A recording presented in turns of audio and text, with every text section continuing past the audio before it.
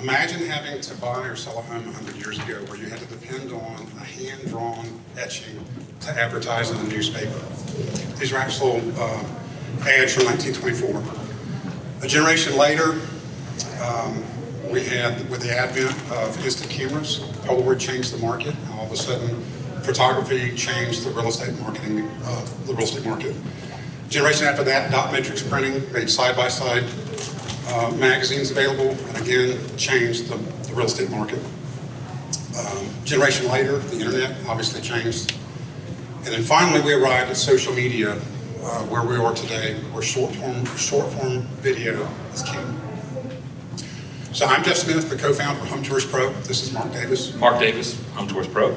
We are a real estate-driven, real estate media company focused on delivering innovative media products to the real estate market.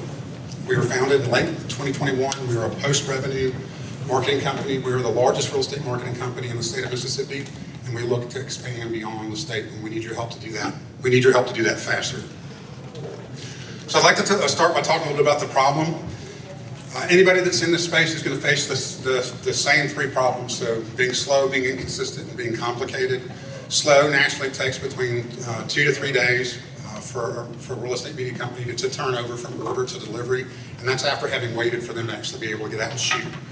It's inconsistent, so your local videographers vary widely in their ability to deliver their quality and what they do deliver. And finally, it's complicated. So these 4 C's I'd like you to kind of keep in mind, because we're going to touch back on that. The complicated part really is what entails the secret sauce and what we deliver. So you have the 4 C's: camera mechanics. So this is like your white balance, your autofocus, shutter speed, a lot of other things that's specific to the camera itself. If camera angles, so if you're looking at something, a direct shot versus something that's looking at the side is a totally different view. And that's a big deal when you're shooting a room because there's no people. It's hard to make that look pretty. Choreography, so when you're shooting this thing, if you have a piece of camera equipment, you actually have to move through physical space. So think of it like a dance. And the whole time while you're moving this thing through physical space, you have to hit the other C's to get those right for it to work perfectly. And the fourth part is the composition, or the artist side. This is actually the hardest part to do. So you have to maintain everything else, and at the same time that has to be guided by an artist side, knowing what this thing is, to make it look pretty. So there's a skill set there and there's some science to it. But that's specifically what we address, is that part, being able to mechanize it and replicate it at scale. So there are current solutions. Basically, there's 4 of them. Real estate agents right now, they're going to go hire one of the locals, nearly 6,200 photographers that are out there, videographers. Not all of those photographers do video. It's limited in scale there. The second option that they do is that they hire larger firms. There are a handful of those firms out there. Again, they're limited. They usually only cover larger metropolitan areas. And if they don't have somebody on staff, which they, for the larger areas they do, they're farming that work out back to the local guys. So really it's the same work, same problem. Even when the agent would hire that business, if they shop with a bigger firm, they may be still getting the local guys. So it's really the same solution. You have DIY, which is where an agent says, hey, I've got a phone or I got a camera, I'll try and do it myself. They slam directly into those 4 C's that I was talking about. It's incredibly complicated. And then there's alternative media, carousel photos, 3D tours, and floor plans, where if you just don't do video, they do a different option, and the market has something to say about that. Video is king. By far, video is what customers are demanding. They don't want the other options, just like an agent's not going to ask their company to go, or the homeowner's not going to ask the agent to post an ad in the newspaper or magazine. They want video. So we focused on speed, consistency, and simplicity. Speed is the #1 reason we were chosen, or any other company. Our customer data showed that speed was the #1 reason for changing from an existing service provider. Consistency, when we analyzed our customer data, was the #1 reason that the top performing agents were moving over, and that value was above image quality, pricing, and speed. It was a very big deal, and consistency, we'll get into it later, specifically how we want to get into markets. And finally, simplicity. Part of the game is to be able to get the people operating the equipment to be consistent 100% of the time, because they will drive the consistency and the speed that allows us to meet the need in the market better. So this is how our system works. So there are six steps in the whole process from order to delivery. We're going to focus on the third one, which is collection.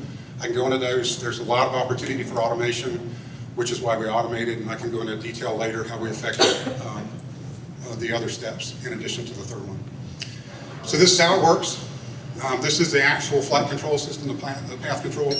So what we did was that we carved out the flight path and have a patent-pending piece of technology that separates that from all of the other Cs, that C separately. Next, we have the image control, or the artist's eye. So this works both with photography and with video. So that's, again, carved out separately, patent-pending technology. So what we did is we have an AI model that actually looks at the wall and looks for verticals and is able to say, this is a pretty picture. You can do that both for photos and video. So it's taking that out of the operator's hands and putting it into the piece of technology, and it's scalable. And then finally, we have verified completion.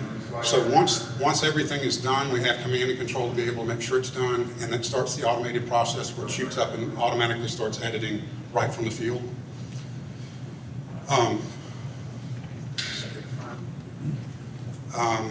Being able to do that says it does have some effect. The being able to systematize it has an effect on speed. So this is the status quo. It takes almost 1,900 minutes for right now for what service providers in the field are able to do, how long it takes them to complete this process. And this is what we're clocking in at, 38 minutes. So it's huge. We can literally deliver media before we walk out the front door of a house. And we can do that cheaper than what our competition can produce at almost 1,900 minutes. This is actual customer conversation, really quickly and get through this. We had a customer that, very, very critical, he was an architect, used our services, was blown away, shared it with a broker friend of his in New York. The broker was blown away. It was fun sharing with him that the guy that shot the property had never touched the camera, had never shot real estate photography or real estate media before he came to the house, about 2 months before we came to the house. It was the system that did it. It impressed the architect and his broker friend in New York. A little bit of market. There are 1.9 million houses for sale currently in the U.S. We expect to be able to get to the total market of 1.5 billion. The total accessible market we expect to be 437 million, and then we want to be able to actually get 87.4 million of that, and that's annually. Every year, you'll have homeowners, the 2 million houses that are for sale. Some of those houses are going to be represented by more than one real estate agent, so they may have multiple packages that are ordered between the different agents. We have a revenue model. Like I said, we are post-revenue, so right now we're operating company-owned areas. We tested a franchise-operated market in Charleston, South Carolina, and we desire to place these equipment in the broker offices. So originally, like I said, we were a pay-per-user. We've tested franchise, and we believe with the technology we are a good fit for a subscription model. A little bit about the competition. There are a lot of companies that will say they have very little competition or no competition. We're the exact opposite. We have over 6,000 competitors with us in the field, and we see that very largely fractured competition, very fractured market is an opportunity because we offer something that they don't. So we have a technology that takes the video, the skill, and the power to do video and puts it into the equipment, so that even some of the players like VHT and Dacrit that are offering video, it's either their in-house people or they're farming it out to the 6,000 local people. So it's the same problem that there's not a way for them to quickly deliver on that. Roll out. Customer acquisition in the current model is $200 per customer. We want to focus on collaborative partnerships and indirect competition to get in. I can go into that a little bit more in the Q&A session, specifically what that means about breaking into market, because it really has to do around the consistency and what our customers say is most important for us to win their business. A little bit about the management team. Jeff, this is Mark. We have video experience. We have another media company that we started prior to this one. Mark's actually got, as far as video goes, a personal film that was juried at the Cannes Film Festival. Ben Hubbard is a stranger to the startup space. We have an advisory board that's perfect for guiding us in the right direction. Traction and milestones. We had the original idea, built the system, tested it, iterated, filed a utility patent. We're in the process now of testing the automated process and rolling out to the market. We have positive revenue next 5 years. Use of funds, we're asking for $383,750 to roll out into Florida, and we need your help with that. Thank you.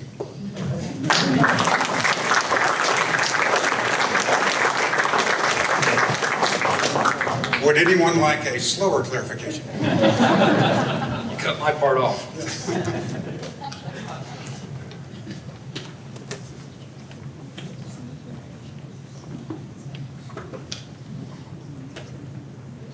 What about drone flights? Getting into the drone, overlooking the house? Yeah, so the question was, what about drone flights? We do, so that was part of the other automated processes. So we originally looked at, we wanted to fly drones in houses and have the same command control. You can get that really easily with drones. The issue you run into is having licensed people flying. And there's also some issues with making sure that you have clearance to fly from the FAA. That's rolled into our models now. When we look at as we grow, looking at, is that something that we can keep in-house, or do we just kind of farm that out to someone else? Does it fit in our business model? That's a great question.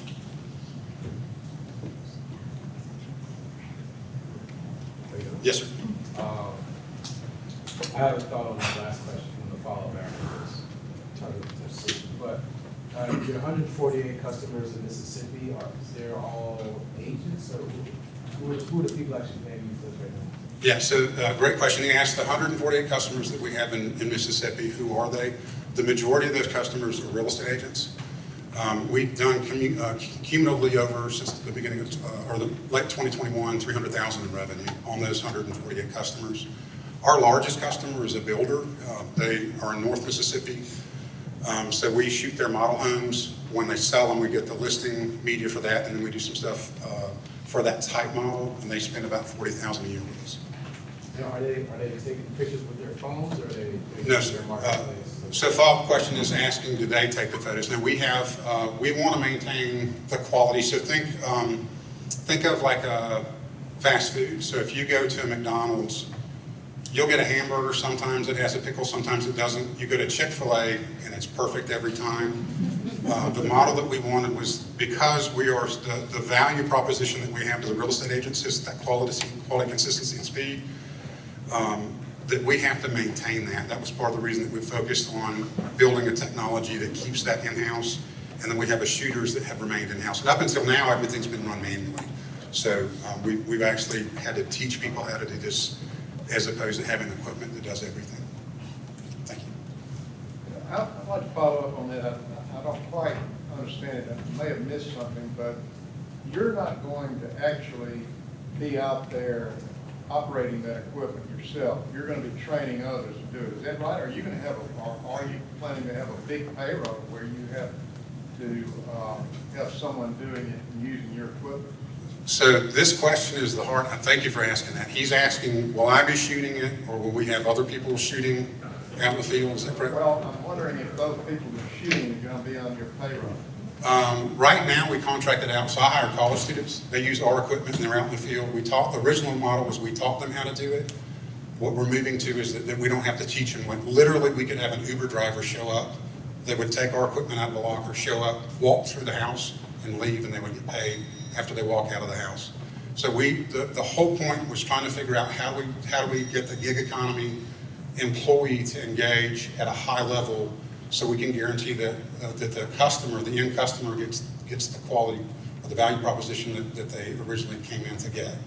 And we want to be able to do that with a very low-skill worker. So yes, they use our equipment, but they'll be out there. One of the other iterations would be if you have a real estate agent that's new to the market, or like is new to the game and they don't have a lot of business, they don't have money to pay us, and so we can because we can pay them just like we would pay any other contractor, that they will go and shoot the property maybe for another real estate agent or for their own properties. What we do know, based on our customer data, is that the bigger customers, the one that we make the lion's share of our money on, they don't want to shoot their own property. They want someone else to do it. They don't have time. And so they're picking somebody else that's in the market, the devil they know. Like, we've used this person before. It's not my favorite, but it's all I got. I'm not doing it myself. When we roll in, typically what we do, and this is where in marketing, where we rolled out, what we have done so far is when I come into a market, I understand that trust is there. I had 10 years in the mortgage business, so we were real estate adjacent business, was understanding what the agents, like what was important to them, and understanding that Their brand and their image is the most important thing that they have. And if I mess that up for them, that it's going to ruin the relationship. So they don't want to challenge that. So how we come in is I'll come in typically and say, hey, I see you have a house for sale. Do you have video on that? And they say, no, my guy only shoots photos. And I say, fantastic. I would love to shoot video on your house. I'll do it free of charge just so you can see what we do. There's no risk. You don't even have to show your client. I just want to show you what we do. When I go out, get permission to do that because we can shoot photos at the same time really fast. We come back and say, hey, here's the video. Oh, and by the way, here's the other services that we offer just so you can compare them side by side. I've got, if I get through this, we actually have texts. I can't tell you how many texts that we have from real estate agents that go through talking about, this is amazing, oh my goodness, and then the follow-up is, I had 3 other houses, can you shoot those? Then they refer us to their customer friends. So the problem was not getting business, it was handling it. And before we had the automated technology is if we dropped the ball and didn't deliver that quality and speed, we burned a relationship. But we know going into the bigger market, being able to go in and offer services and win their trust before we pitch to them is important. So in that same vein, we built real estate commissioner approved continuing education classes here. And we also were part of a creator collaborative that was a group of inter-brokerage group between all of these agents with different brokerages and all of these media creators that got together to build social media video to help them do that. So we were building community and trust because we knew that that was the way forward, that we have to make it work. And with one last thing, I'm sorry, I know we don't have very much time left. The biggest issue that we have when we looked at expanding was that when, I want you to pretend that Mark is a photographer and I'm a real estate agent, and I hire Mark, he's a local guy, he doesn't shoot quite the way that I want, so I'm like, hey, I don't want you. I go book with a bigger firm, sign someone up, the door knocks, I open the door, it's Mark again. I've already used this guy, he's not what I want, but he's the local guy that got farmed back to me, and you burned a relationship. I think that's the biggest reason that expansion is a problem. Alternatively, when he comes in, it's now Mark with our technology. It's not the Mark that was here before. And now Mark can provide and he can meet that service demand for short form video. So he can actually deliver something that he was not able to deliver before. And that was the last piece, that the 6,200 people that are out there, we don't want them to just be our competition. We're looking for a play that makes them part of our team. So it allows us, like we are set, we were built for scaling. So thank you so much. HomeTourPro.